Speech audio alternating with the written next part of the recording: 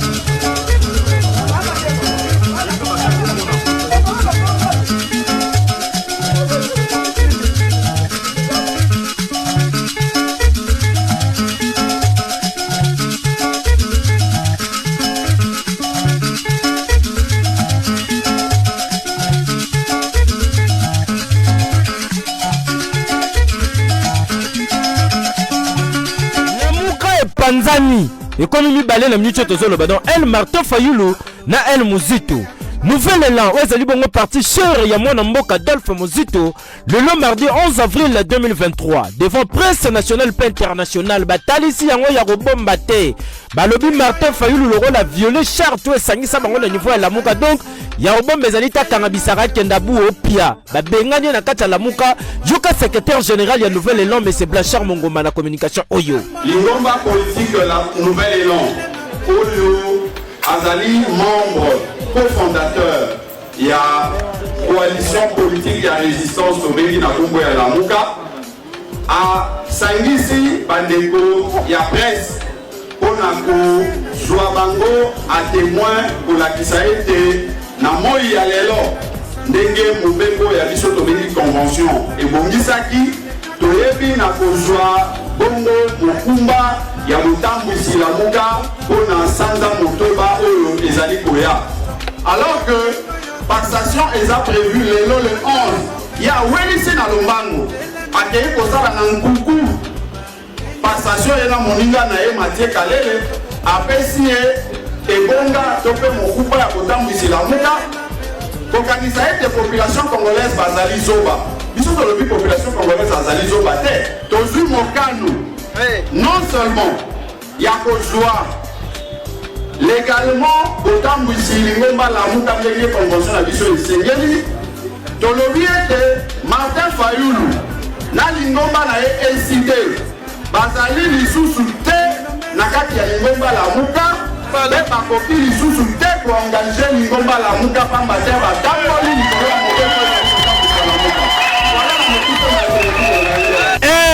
Côté kuna Martin Fayulu le bac Bengani Adolphe Muzito. Le lope tozolo babo Adolphe Muzito le bac Bengani Martin Fayulu. Eza le rôle là nakata libala papa tomboka kangi bisarakei mama pa tomboka kangi bisarakei donc ndako tikali polele. Nini loka pemele ça nini ezongi moke. C'est-à-dire que Martin Fayulu azalaki moto ba fabrika qui est na Jean-Pierre Bemba. Moto ba fabrika na Adolphe Muzito. Moto ba fabrika qui est na ye Katumbi. Aza moto ba fabrika qui est na Matungulu. Aza moto ba tango bato na nyoso tu balongwe. Martin Fayulu azongi moke à se sentir que azana ye lisusu nini te parce que ya azali wana il faut sangana na baninga po asala nini avimba ina ko banga ra contre wana Martin Fayulu ko détourner bango eloko wana na bisayo ako détourner bango eloko wana Olandi eloko ya o Martin Fayulu asalaka na ba bandeko na biso ba fitter camera a détourner ka bango Olandi Lamuka awa ay ko détourner bango ay ko tia même moto yo azame na kata masolote papa na biso professeur Kalele azame na masolote atie coordinateur ya Lamuka oyo makambo ndio zakomona zela na raconte wana tozi mutu lokola Moïse Katumbi ndeko tozala sérieux moto lokola Moïse Katumbi bokende tout autour de Yaye aso présenter il qui tout autour à Katumbi c'est pas qui le roi ça dit que bloc tout le monde salama qui ayambi bango na salle ayambi bango na salon na ye ils qui salon à Katumbi c'est qui salon Katumbi. Ok. Et c'est que moi je regrette très grave même Souka même Tina Souka ya Mokili. Que Martin Fayulu alobi azalaki président élu, mais un président élu babengisi un individu. Ce n'est pas un individu, c'est Azali leader politique qui fait peur actuellement l'opposition. Azali patron parti politique que Azali installé. Moïse Katumbi c'est quelqu'un qui est incapable même dans sa réflexion. Mais nous jouons ça yo. Mais nous besoin au monde Mazembe Koufi pourquoi? Parce que Azali est incapable même à réfléchir. Aza est capable de réflexion, Aza est capable de pourquoi bino ino ça toboza ko banga alors la personne. Banga mutokola Moïse Katumbi te, Moïse Katumbi to kutaka Kabila bengani ye. To songisi ye. So ito banga ye pourquoi to songisa gae. Abakuma ko tamboli na avani na 150 km na Congo zo benga na frontière à Zambie. Entre na Kasumbalesi. Alors que na 150 km. Mais biso to songisi na Congo. To songisi bobi ya kavanda. Tokobanga epona nini tokolobande eza vérité nana yo toyebi ke la mère Menda Bengaye c'est un primérien mutu aza même certificat école primaire et bombami te mais sikoyo biso tokende tout autour ya mutu wana parce que aza na mbongo likambo mbongo lomola parce que na sina lobi mutu lokola Matata Ponyo nadesinele mutu na mutu Matata Ponyo azwi mbongo abukanga lodo 260 millions de dollars yo yebi ekena na bukanga longe nakoyebisa Mozito tika kotungisa Fayulu boye miki peut me sauver mon colo moi je suis dans ses prémices là qui ça doit aller à ses prémices comment on peut s'accrocher à une coalition comme ça la Mouka oh Mozito tu es un parti obi parti implanté si quoi la Mouka ngamboli parti implanté ok tongi ndako bato bakala katite bandako azotonga bandako ba $5,000 $8,000 le roi la kingo atonga kuna na zamba na Esobe baninga ba na centre ville ya yeso okay côté ba kikuku e baninde batongi mabele on a ça ça sombe bien ata $2,000 c'est un parti politique c'est pas des bâtiments c'est de l'animation c'est quoi aussi moi les ngomba na yoana soko tonga ko parti implanté na kimpese au moins batongi mabele $800 à tonga. Les partis politiques, ce n'est pas des bâtiments à Mojito. Bapé signé. Bapé, hein? Vous êtes le langage de Tigele Yango. Il ça, comment on va y combattre la mouka Karami dans notre année. Il y a fallu Mojito a tout goûté, mais qui ça, Tchabo la mouka. Soko a joué la mouka et comme parti à Gungu. À même on la Gungu pas bapende. Et là, on y a ça tongi la politique, banda sa bandi. Oh, ngala c'est premier c'est quel mérite Mozito c'est pour quel mérite oh on a ndaga gizenga ukangami na gizenga katu batalabi mo bébé penza na kotia sona bine vanda ndeye batio wana quel mérite tu as aux un voyage à premier ministre au Kende Congo central katu benga ya yawa babengi mbango na prokoki quel mérite tu as un homme sans caractère quel mérite tu as quand tu vas bien sur quoi moi mon cœur frère mon toit que moi la montée papa si aza sous-traitant comment Mozito aza sous-traitant yana la fait tu sais qui papa c'est que musala mission à liboso babi na ye kanga mana faulu tita to comme na maponomi sauf frère aza candidat la muka yo probi candidat la muka frère la timbeli sonzo akanga mina pota akomela nini makila frère la bois qui sonzo akena bazongi si sous-traitant mochane ezongite zonga kuna bokilo na muta sunga kaina musa sous-traitant et bokilo na za gouvernement bokilo na bi mokonjabi zonga sous-traitant nano sisi musati quoi ça cette fois sikoyo bapesi ye musala kabula la muka moto azali monene po azotongele kona ya solo akokoya makambo pamba bongo te moto azali monene ayebi te na lingombo na ngai yo okokanga na coalition coalition okangami na yango. Il faut moto akokangama, ye akangamaka na biloko, akangama na dynamique de l'opposition, akokangama na biloko. Mbalo na ndimi fa lo akangama nango po Lamuka esangani na kombo ya Fayulu. Eli mbala liboso lingomba ya coalition ezala na kombo ya Fayulu esangani elongi na ye. Lamuka, le Congo, les Congolais savent que c'est Fayulu. Yo mo ete biso to kendaka, to to bundise we to tika biso to kenda biso. To tongo ya biso lo. Bemba pa longo. Yo siko moto ala ni moto yani. Lembele pepe. Yo ndo kangami nango. Ba to mingele ba kei ba tikiliye. Miki pe mi sauver mokolo. Na soni na bana yo. Oh Muzito. Tala, moi, quand on me blague avec moi, je suis assez permis, là qui ça, qui est assez premier ministre. Ah! Mon zito, mon corps, assez permis, premier ministre, la personne qui a tenu mon corps, ni qui fait.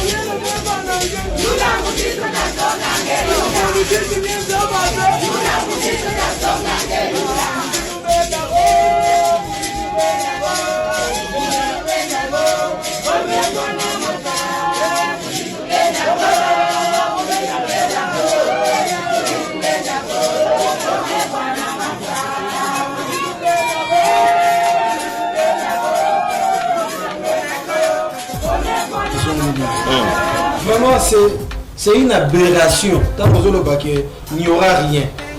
Il fallait me rencontrer sur base de principes. Mais malheureusement, ils ont l'habitude. Il y a M. Martin Fayulu qui a escroqué ma plateforme. Non, ça c'est dit.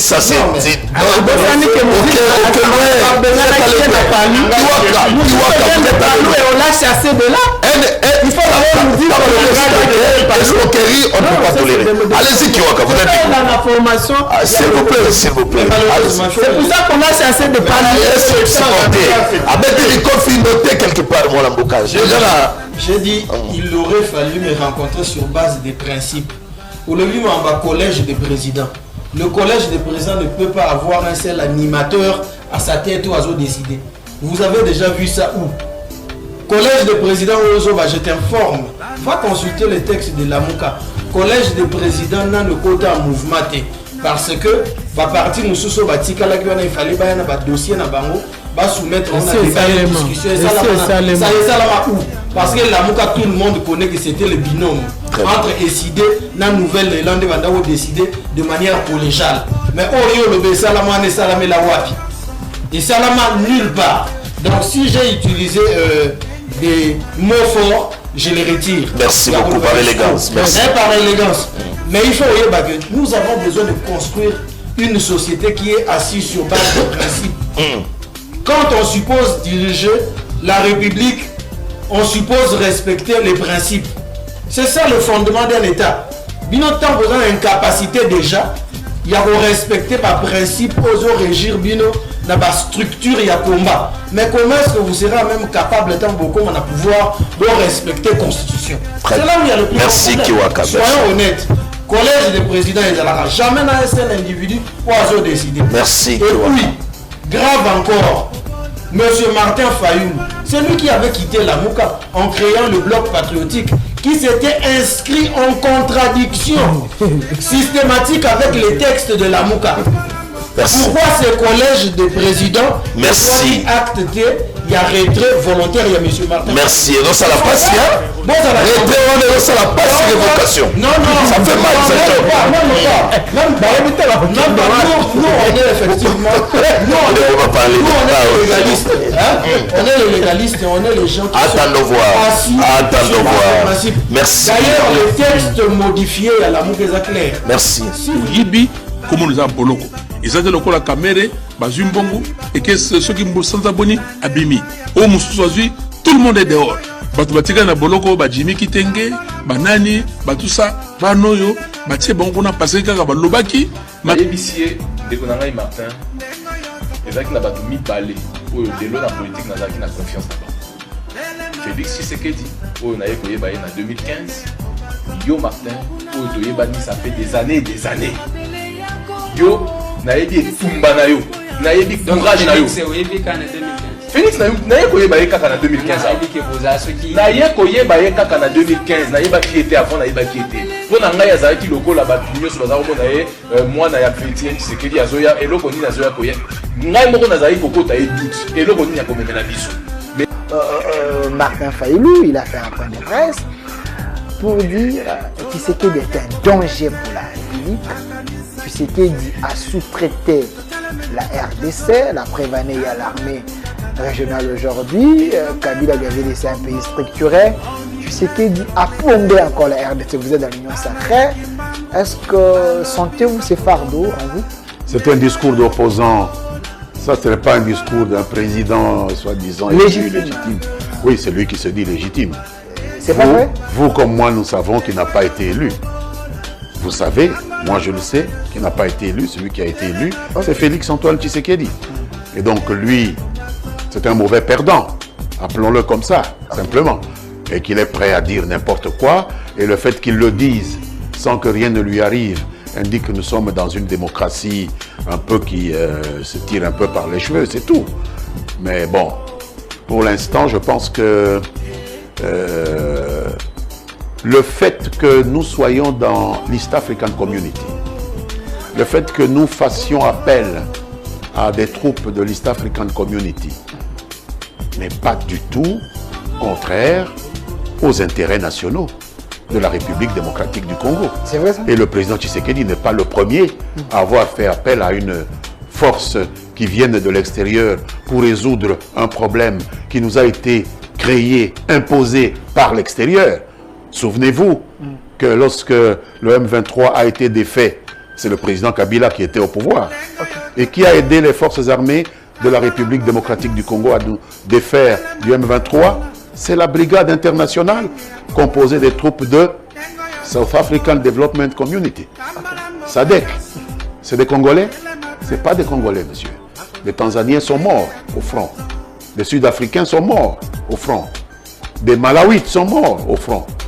Alors, il ne faut pas faire semblant que c'est la première fois que des troupes étrangères viennent ici. Un président a tout à fait le droit d'appeler une force étrangère à venir résoudre un problème qui nous est créé à partir de l'étranger. Mais le problème je n'ai pas encore fini. On continue. Le président Mobutu, lorsque Kolwezi est attaqué, à partir d'où? De l'étranger, de l'Angola. Le président Mobutu fait venir quoi? La légion étrangère française. Ce n'étaient pas des Congolais. Ils sont venus, ils ont sauté sur Kolwezi et ils ont chassé ces troupes de Nathanaël Mbumba qui venaient de l'Angola. Et donc, il ne faut pas donner l'impression que c'est aujourd'hui seulement qu'on a des troupes de l'EAC. C'est la première fois qu'un président fait venir des troupes de l'extérieur, etc. Et remontons encore plus loin dans l'histoire. Lorsque Hitler attaque la France, la Belgique et toute l'Europe occidentale, qui est-ce qui sont venus libérer les Français et tout ça? Ce n'est pas les Américains? Ce n'est pas des étrangers? Pourquoi faire semblant qu'il y a une règle immuable, qu'un pays ne peut pas faire appel à des troupes étrangères pour créer une solution à un problème qui est créé, imposé, à une agression imposée à ce pays par l'étranger? Donc c'est tout à fait l'ABC de la direction des guerres, d'agression, dès lors qu'elles viennent de l'étranger. On ne peut pas faire grief à un président normalement constitué de chercher aussi des solutions là où les problèmes